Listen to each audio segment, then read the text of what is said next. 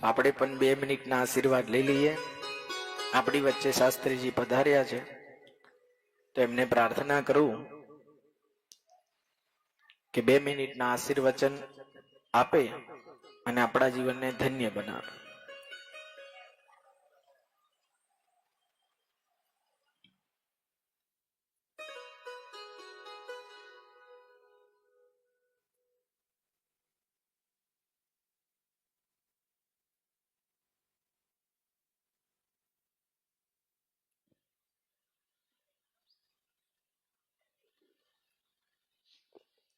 कृष्ण कन्हैया लाल की जय. श्रीमद् भागवत भगवान की जय. સૌથી પહેલા કઈક શબ્દ બોલતા પહેલા થોડું સત્સંગ કરી લઈએ 2 મિનિટ માટે. આવો. ગોવિંદ જય જય ગોપાલ જય જય ગોવિંદ જય જય બે હાથથી તાળી. ગોપાલ જય જય ગોવિંદ જય જય ગોપાલ જય જય ગોવિંદ જય જય ગોપાલ જય જય ગોવિંદ જય જય ગોપાલ જય જય ગોવિંદ જય જય ગોપાલ જય જય રાધા રમણ હરિ ગોવિંદ જય જય રાધારમણ હરિ ગોવિંદ જય જય ગોવિંદ જય જય ગોપાલ જય જય ગોવિંદ જય જય ગોપાલ જય જય રાધા રમણ હરિ ગોવિંદ જય જય રાધારમણ હરિ ગોવિંદ જય જય ગોવિંદ જય જય ગોપાલ જય જય ગોવિંદ જય જય ગોપાલ જય જય દ્વારિકાધીશ કી જય. જયતિ જગતિ માયા યસ્ય કાયાદવસ્તે વચન રચનમેકં કેવલં ચાકદય્ય ધ્રુવ પદમપિ યાતો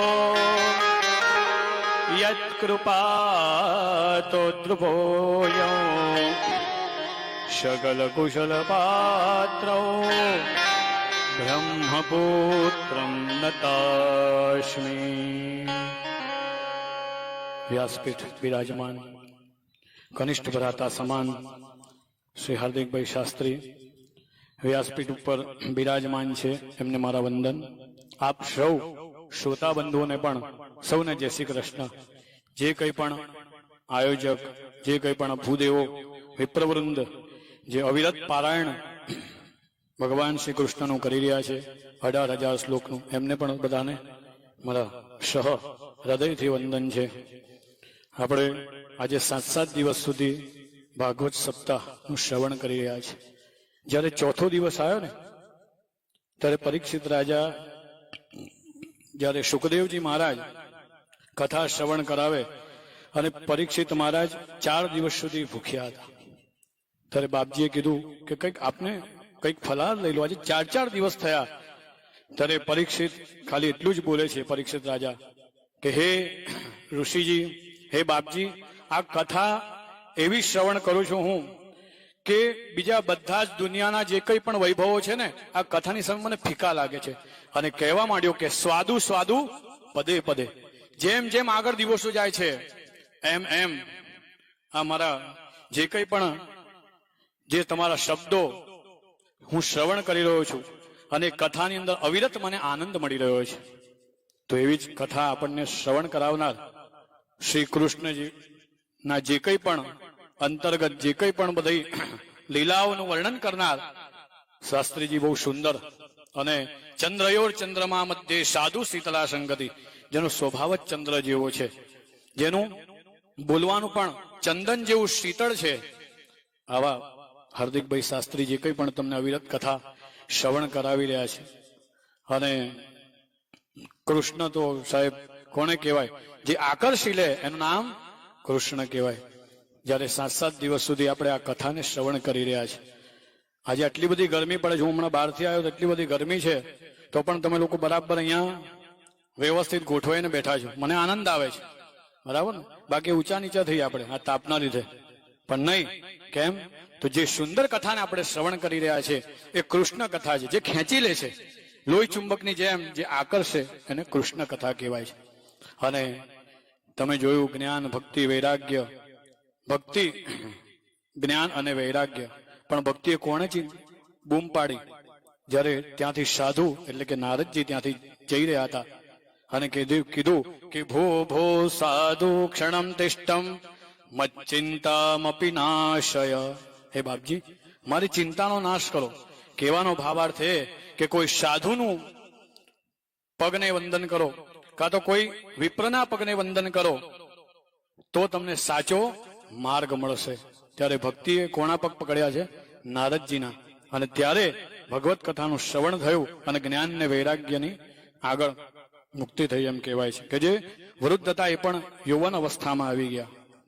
તો આ વિરત કથા આપણે જે શ્રવણ કરી રહ્યા છે, અને કૃષ્ણ તો કેટલા સરળ છે, ભગવાન કેટલા સરળ. સચ્ચિદાનંદ રૂપાય વિશ્વોત્પત્યાદિ હેતવે તાપત્રય વિનાશાય શ્રી કૃષ્ણાય વયમ નમઃ. ત્રણેય તાપોને હરી નાખે એવો સરળ છે આ કૃષ્ણ, બરાબર ને. તો કૃષ્ણ એટલે કે આટલી બધી કીર્તિ ભગવાનની હોવા છતાં, આટલી મોટી દ્વારકાની અંદર પ્રભુ બેઠા છે, તે છતાં પણ ભગવાનનો સ્વભાવ એકદમ સરળ છે. જુઓ તમે તો કેવી રીતે સરળ છે. તો કે છે કે દ્વારકાધીશ થઈને જો અર્જુનનો રથ હાંકતો હોય, એક રથ ઉપર બેસીને, અને અર્જુન પાછળ બેઠો હોય, સુદામા ચાલતા આવે છે, ભગવાન દોડતા જાય છે, અને કે છે કે 100 પત્રા, જે 1000 પત્રાવળી જ્યારે યાત્સુ યજ્ઞ થયો ત્યાં એક એક પત્રાવળી ભગવાને ઉપાડી છે. કહેવાનો ભાવાર્થ એ છે કે ભગવાન આટલા મોટા ધનવાન પણ હતા અને ચતુર્વાન પણ હતા, તે છતાં પણ એમનો સ્વભાવ કેવો સરળ. કહેવાનો ભાવાર્થ એ છે તમને કે ગમે એવી પદ, પ્રતિષ્ઠા અને કીર્તિ વધે ને તો પણ સ્વભાવ કેવો રાખવાનો? સરળ રાખવાનો સાહેબ. એટલે ભગવાન પણ એટલા સરળ છે. અવિરત કથાની અંદર આજે 7-7 દિવસ થયા છે. આજે કંઈ પણ કથા શ્રવણ કરો છો એમાંથી કંઈક ઘરે લઈને જજો તો પરમાત્મા તમારું કલ્યાણ કરશે.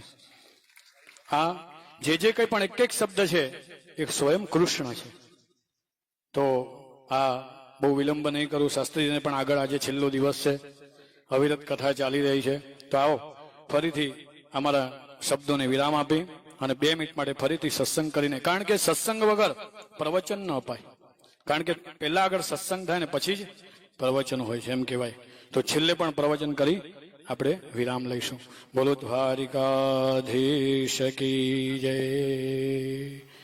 ગોવિંદ. આવો ફરીથી. ગોવિંદ જય જય ગોપાલ જય જય ગોવિંદ જય જય ગોપાલ જય જય ગોવિંદ જય જય ગોપાલ જય જય ગોવિંદ જય જય ગોપાલ જય જય રાધા રમણ હરિ ગોવિંદ જય જય રાધા રમણ હરિ ગોવિંદ જય જય બોલો ગોવિંદ જય જય ગોપાલ જય જય ગોવિંદ જય જય ગોપાલ જય જય. એટલી જ ઈચ્છા છે કે બસ શાસ્ત્રીજી આવીને આવું, આ નાનો મંડપ છે પણ આનાથી મોટી આગળ પ્રગતિ થાય અને આનાથી મોટું વૈભવ, એટલે કે જે કંઈ પણ કથાનો મંડપ છે લાંબો થાય ને બીજે કદાચ મોટું ગ્રાઉન્ડ હોય ત્યાં કથા કરે. બસ એવા જ મારા આશીર્વચન છે એમને. બસ મારી વાણીને વિરામ આપું છું. તથાસ્તુ. સૌને મારા જય શ્રી કૃષ્ણ. બોલો કૃષ્ણ કનૈયા લાલ કી. કુબેરેશ્વર મિત્ર મંડળ આવી અને શાસ્ત્રીજીનું સન્માન કરશે. કુબેરેશ્વર મિત્ર મંડળ.